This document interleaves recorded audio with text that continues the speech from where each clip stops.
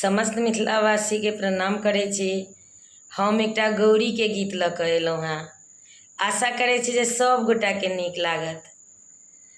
अहाँ शिव यौ सरकार, प्राणपति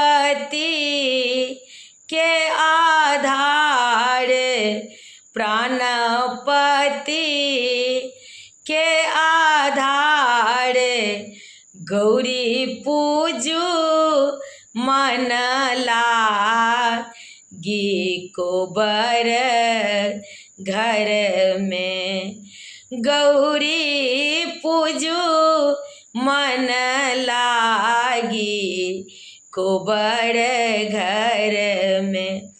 आहा शिव यौ सरकार, प्राणपति के आधार, प्राणपति के आधार, गौरी पूजू मन लागी कोबर घर में, गौरी पूजू मन लागी कोबर घर में।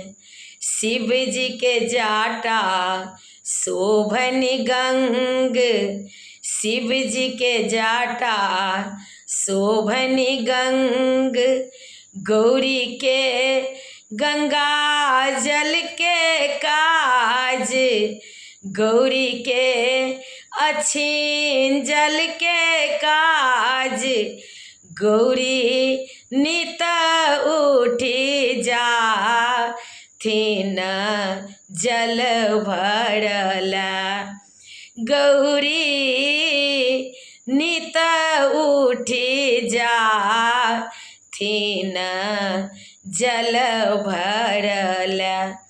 आहा शिव यौ सरकार, प्राणपति के आधार, प्राणपति के आधार, गौरी पूजू मन लागी कोबर घर में। शिव जी के बारी में फूल, शिव जी के बारी में फूल, गौरी के फूल के काज, गौरी के फूल के काज, गौरी नित उठी जाथिन फूल लोढ़ला, गौरी नित उठी जाथिन फूल लोढ़ला। आहा शिव यौ सरकार, प्राणपति के आधार, गौरी पूजू मन लागी कोबर घर में, गौरी पूजू मन लागी कोबर घर में। शिव जी के अंग शोभने भस्म, शिव जी के अंग शोभने भस्म, गौरी के सिंदूर के काज, गौरी के सिंदूर के काज, गौरी नित उठी जाथिन कोबर घर में, गौरी नित उठी जाथी कोबर घर में, गौरी नित उठी जाथी कोबर घर में। आहा शिव यो सरकार, प्राणपति के आधार, गौरी पूजू मन लागी कोबर घर में। शिव जी के बाड़ी में अनार, शिव जी के बाड़ी में अनार। गौरी के प्रसादी के काज, गौरी के प्रसादी के काज। गौरी नीत उठी जाथिन फल लावला। गौरी नीत उठी जाथिन फल लावला। अहाँ शिव यौ सरकार प्राणपति के आधार।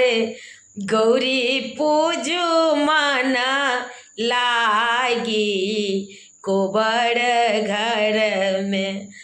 गौरी पूजू मन लागी कोबर घर में।